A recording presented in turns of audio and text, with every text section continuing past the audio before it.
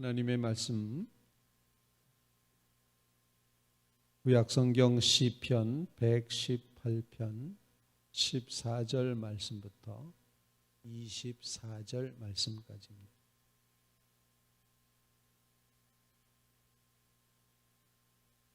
구약성경 시편 118편 14절 말씀부터 29절 말씀까지 한 목소리로 함께 봉독하도록 하겠습니다. 118편 14절 말씀부터 끝절까지입니다. 시작. 여호와는 나의 능력과 찬성이시요 또 나의 구원이 되셨도다. 의인들의 장막에는 기쁜 소리 구원의 소리가 있으며 여호와의 오른손이 권능을 베푸시며 여호와의 오른손이 높이 들렸으며 여호와의 오른손이 권능을 베푸시는도다. 내가 죽지 않고 살아서 여호와께서 하시는 일을 선포하리로다. 여호와께서 나를 심히 경책하였어도 죽음에는 넘기지 아니하셨도다. 내게 의의 문들을 열지어다. 내가 그리로 들어가서 여호와께 감사하리로다. 이는 여호와의 문이라. 의인들이 그리로 들어가리로다. 주께서 내게 응답하시고 나의 구원이 되셨으니 내가 주께 감사하리이다. 건축자가 버린 돌이 집 모퉁이의 머릿돌이 되었나니 이는 여호와께서 행하신 것이요 우리 눈에 기이한 바로다. 이날은 여호와께서 정하신 것이라. 이날에 우리가 즐거워하고 기뻐하리로다. 여호와여 구하옵나니 이제 구원하소서. 여호와여 우리가 구하옵나니 이제 형통하게 하소서. 여호와의 이름으로 오는 자가 복이 있으며 우리가 여호와의 집에서 너희를 축복하였도다. 여호와는 하나님이시라. 그가 우리에게 빛을 비추셨으니 밧줄로 절기 제물을 제단불에 맬지어다. 주는 나의 하나님이시라. 내가 주께 감사하리이다. 주는 나의 하나님이시라. 내가 주를 높이리이다. 여호와께 감사하라. 그는 선하시며 그의 인자하심이 영원함이로다. 아멘. 살아계신 하나님의 말씀입니다. 우리는 하나님 앞에 있는 것입니다. 언제 어디서나 우리는 하나님 앞에 있다. 그러므로 하나님 앞에 우리의 심령의 그 마음을 멈추어 서서 주님의 뜻을 구하며 주님과 더 하나이 되고자 멈춤의 시간이 바로 기도하는 시간이라 생각을 합니다. 오늘 시편 118편 말씀은 순례자의 시라고 되어 있는 시편 113편부터 118편까지의 그 시편 중 한 큰 묶음 제1 할렐시라고 표현하는 그런 시편 중에 제일 마지막 부분 118편의 말씀입니다. 그런데 본문을 자세히 읽다 보면은 많이 익숙한 그런 말씀들이 있습니다. 그것은 바로 오늘 종료주일 아침 예수님께서 나귀 새끼를 타고 예루살렘 성에 입성하실 때 많은 백성들이 자기의 겉옷을 펴며 또 나무가지를 흔들며 그렇게 외쳤던 소리 호산나라고 외쳤던 그 말씀이 오늘 본문에 기록이 되어 있습니다. 그래서 호산나 외치는 이 말씀은 오늘 주일 예배 설교 때 제가 말씀을 드리도록 하겠습니다. 그 앞부분에 오늘 우리에게 주시는 기도 제목을 같이 나누며 주님 앞에 기도할 수 있기를 바랍니다. 첫 번째로 우리는 하나님의 능력의 손을 구하며 주님 앞에 서야 된다라고 생각을 합니다. 하나님은 능력이 있으시다. 그런데 오늘 본문에 그 하나님의 능력을 표현하는 것을 하나님의 오른손이라고 표현하는데 3번씩이나 반복해서 단어가 등장을 하고 있습니다. 본문 말씀 15절 말씀 의인의 장막에는 기쁜 소리 구원의 소리가 있으며 여호와의 오른손이 권능을 베푸시며 16절 여호와의 오른손이 높이 들렸으며 여호와의 오른손이 권능을 베푸시는도다. 이 시인은 어떻게 이렇게 여호와의 오른손을 강조하면서 기록을 했을까 생각을 해보면 하나님의 오른손은 하나님의 권능을 표현하는 것이구나. 하나님의 능력을 표현하시는 것이구나. 하나님은 전능하신 하나님, 하나님은 구원해 내시는 하나님, 하나님은 최고의 하나님이심을 우리에게 보여주고 증거하고 있다는 것입니다. 이 종료주일 하나님께서는 우리의 심령 가운데 내 오른손을 구하라 이렇게 말씀하시고 있는 것이 아닌가, 그런 생각을 갖게 됩니다.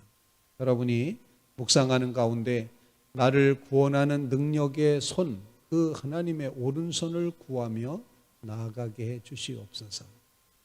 계속 반복되는 표현 가운데 여호와 하나님의 강한 손 편팔로 그 백성을 바로의 압제에서부터 해방시켜 주셨다, 구원해 내셨다, 이렇게 말합니다. 능력의 오른손을 기억할 때 여러분, 애굽 바로 왕 애굽에 행했던 10가지 재앙의 모습을 상상해 보시기 바랍니다. 하나님은 천지 만물 모든 것을 다 다스리시는 권능의 손, 하나님의 기적으로 모든 것이 물이 변하여 핏빛으로 변하기도 하고, 개구리 재앙이니 이의 재앙이니 흑암의 재앙이니 병의 재앙이니, 마지막에는 장자들이 죽어나가는 이런 재앙들을 통해서 하나님의 권능의 손, 그 오른손으로 자기 백성을 풀어 자유하게 하셨던 그런 역사를 보게 됩니다. 주님께서는 우리의 모든 죄짐을 풀어내시기 위해서 오른손을 사용하시게 될 줄로 분명히 믿습니다. 우리 힘으로는 결코 건짐받을 수 없고 구원받을 수 없지만 하나님의 그 의로운 오른손, 그 손이 강한 손이 되어 우리를 건져내실 줄로 분명히 믿습니다.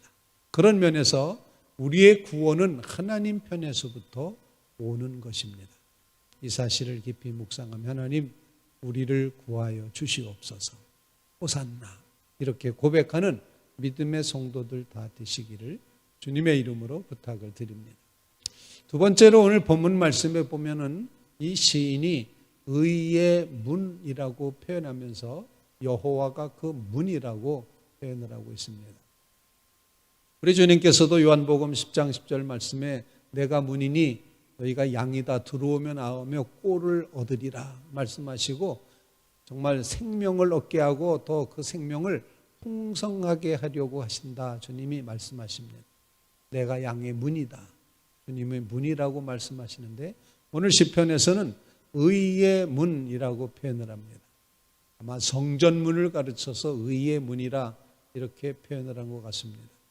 또 의인들이 드나든다라고 표현했는데, 여기서 말하는 이 의인이라는 말은 선악간의 옳고 그름에 따르는 그런 의인이라는 의미가 아니라, 정말 중요하게 기억하셔야 되는 것은 성경이 말하는 의인이라는 것은 하나님과 올바른 관계를 맺은 사람을 의인이라 이렇게 표현하는 겁니다.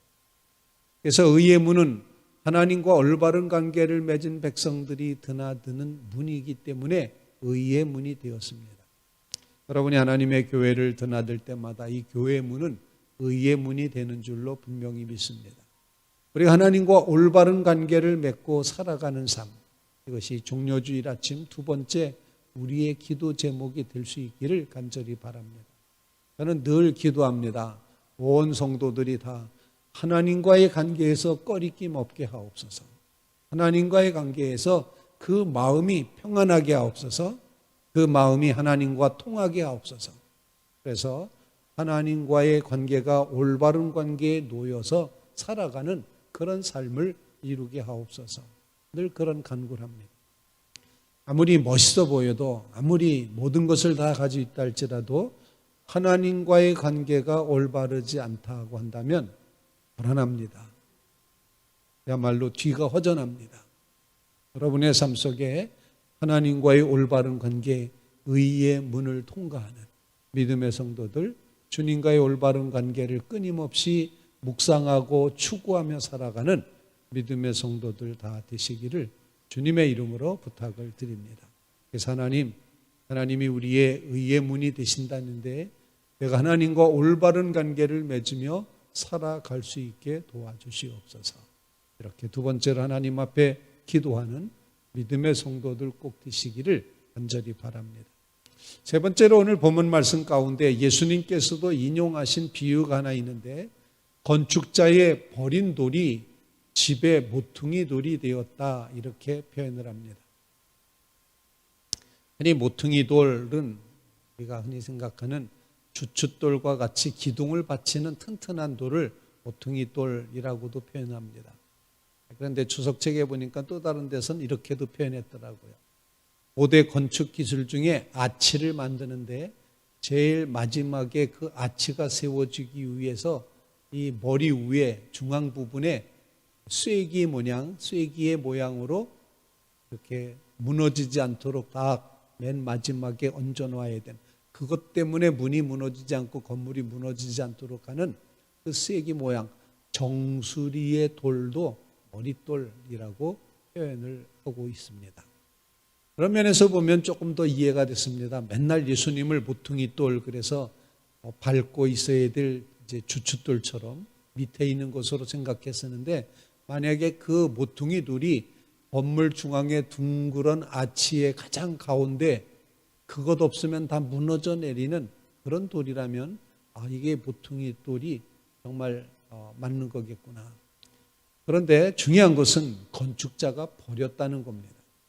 건축자가 쓸모없다고 버렸던 그 돌이 집 모퉁이 돌이 되었다. 즉 집을 버팅기는 그런 돌이 되었다. 정수리의 돌이 되었다. 이렇게 표현했을 때 이것은 바로 예수님 자신이 자신을 가리켜서 그렇게 말씀하셨던 겁니다.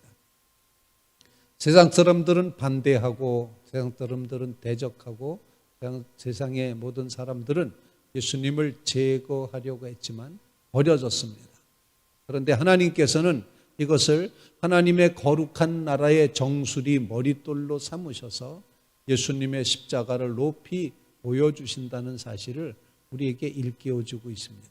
이 종료주일 아침 다시 한번 십자가를 바라다 보면서 우리의 삶의 모퉁이 돌이 되시는, 그래서 그 모퉁이 돌이 빠져나가면 건물 전체가 무너지는데 예수님의 십자가가 내 삶에서 내 인생에서 빠지면 우리 인생이라는 건물 자체가 무너집니다. 이런 고백을 하며 주님의 모퉁이 돌이신 십자가를 바라보며 이 종료주일을 지나는 믿음의 성도들이 다 되시기를 주님의 이름으로 부탁을 드립니다.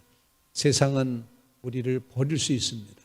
그러나 하나님은 이제 비천한 자를 들어 높이시는 하나님, 교만한 자는 낮추시지만 정말 자신을 가르쳐서 겸허히 상한 심령으로 주님 앞에 나아갈 때 주님은 그를 높여 하나님께서 원하시는 자리에 세우심을 분명히 믿습니다. 오늘 이 종료주일 아침 우리의 심령에 무릎을 꿇고, 주님, 우리는 주님의 능력에 선 오른손이 필요합니다. 이 시대에 하나님의 능력에 선 오른손을 펼쳐주셔서 모든 불의와 악과 죄악을 다 없애주시고 또 이 재난의 코로나 바이러스를 종식시켜 주시옵고 주님의 구원의 손길을 펼쳐주십시오. 간절히 간구하며, 또 하나님이 우리의 의의 문이 되어 싸우니 우리는 하나님 앞에 나아갈 만한 올바른 관계에 놓여서 살도록 여전히 주님의 십자가를 붙들며 내 죄를 사하신 주님을 의지하며 살게 해주시옵소서. 그리고 주님이 모퉁이 돌이 되어주셔서 우리의 삶이 무너지지 않도록 양쪽의 모든 압력을 견디며 건물을 지켜주시는 것처럼 주님이 우리의 삶에 모퉁이 돌이 되어주시옵소서. 이렇게 간구하며 기도하는 주의 성도들 다 되시기를 주님의 이름으로 부탁을 드립니다.